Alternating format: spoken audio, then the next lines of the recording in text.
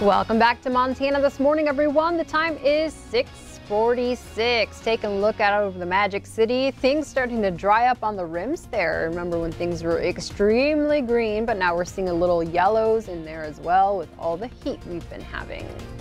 Well, our top story this Wednesday morning, it's the second day in the tax and bank fraud trial of President Trump's former campaign chairman, Paul Manafort. He faces 18 charges stemming from his time as a political consultant in Ukraine, work he did before leading then candidate Trump's campaign. Tuesday, government prosecutors told the jury that Manafort funneled tens of millions of dollars through offshore accounts.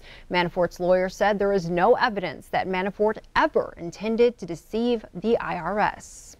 A federal judge in Seattle issued a temporary restraining order to stop the release of blueprints to make untraceable and undetectable 3D printed plastic guns.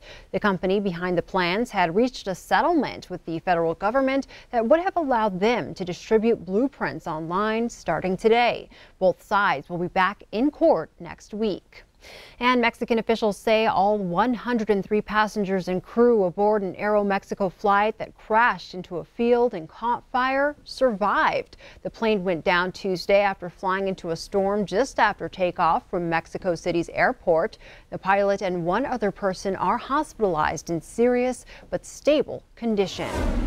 Continuing our coverage, the Catholic Church in Montana completes another part of its settlement agreement with sexual abuse victims. The names of 27 priests and other clergy members accused of sexual abuse decades ago in Montana have been released to the public. Those names were made public in federal bankruptcy court documents filed by the Diocese of Great Falls Billings. The diocese agreed to a $20 million settlement with 86 victims this past April. Despite these actions, the victims will get to decide if they'll accept the settlement. That decision is coming up at a August 14th hearing in Butte Bankruptcy Court. The diocese filed for Chapter 11 bankruptcy protection in March of 2017. The first claims of sexual abuse were filed in 2011, but dated back to the 1950s through 1970s. As part of the settlement, the diocese agreed to post on its website a list of all known past and present clergy members who have been identified as victims. The list will remain on the diocese website for at least 10 years. The diocese would also develop a phone number and email address designed to handle anonymous complaints of abuse. All victims of sexual abuse would also be released from confidentiality agreements. For the list of names, you can visit this story at ktvq.com. In court news, the Oregon man accused of abandoning a baby in the woods near Lolo Hot Springs last month says he's not guilty. Francis Crowley appeared in court Tuesday, where he faces one count of assault on a minor and one count of criminal endangerment. Crowley allegedly crashed a car into the woods, walked away from the crash with the baby, but eventually left the 5-month-old in the woods because he said he got tired of carrying it. In court documents, prosecutors say Crowley admitted to officers that he was high on meth and bath salts at the time. Crowley's next court appearance is set for September 11th.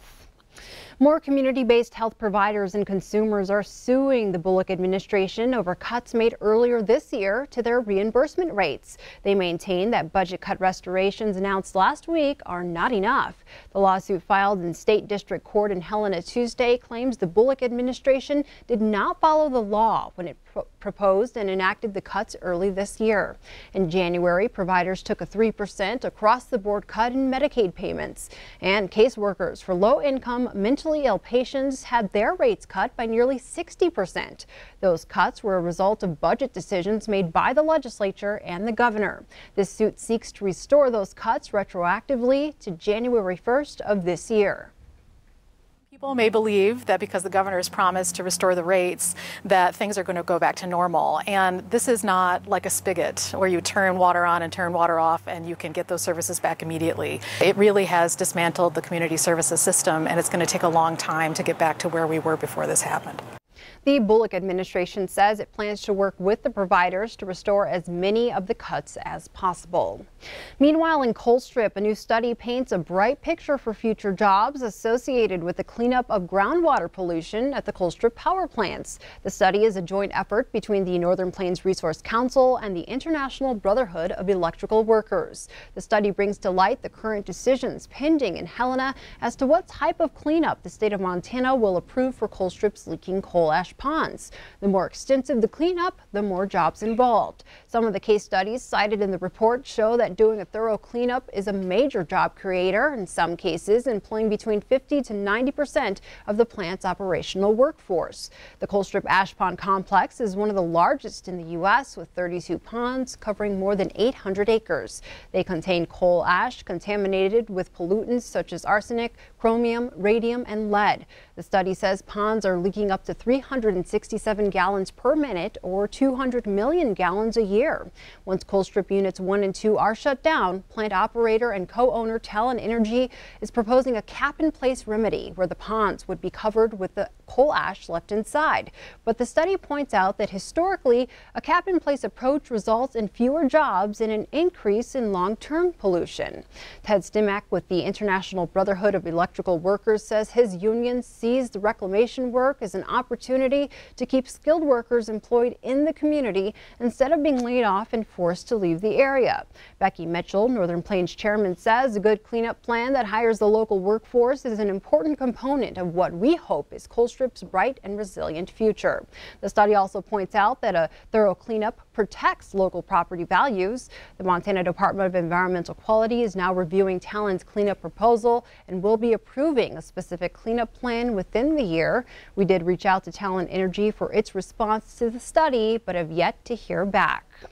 In other news, local agencies involved in Vice President Mike Pence's visit to Billings last week are tallying up the cost. The Billings Police Department assisted with security service, Secret Service, and logistics as the Vice President moved throughout Billings. Police Chief Rich St. John says cost to his department totals $20,000 in overtime.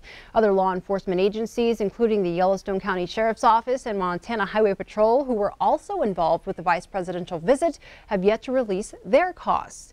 As for the rally itself, America First Policies, the organization that hosted the vice president's public appearance, paid over $17,000 for the event. About $8,400 was paid to Metro Park for use of the Montana Pavilion. The actual room rental is only about $2,000. The rest of the cost went for additional security measures, materials, and personnel. Turning to Fire Watch, the smoke from fires in California and Oregon is impacting Montana. The Montana Department of Environmental Quality reports reduced air quality across western Montana. Air quality is measured using standards set by the Environmental Protection Agency. Some of the most common pollutants include carbon monoxide, lead, and fine particulate matter. Particulate matter is one of the primary reasons for poor air quality from wildfires. Air quality readings are recorded on a strip of paper with a darker circles indicating lower air quality. Take a look at the smoky haze around Missoula that's being blown from blazes burning in California and Oregon. It's not as bad as it looks. Air quality specialists do not anticipate major changes to air quality because the smoke is relatively high up in the atmosphere. Now that, Ed, is smoky. That's for sure, but it is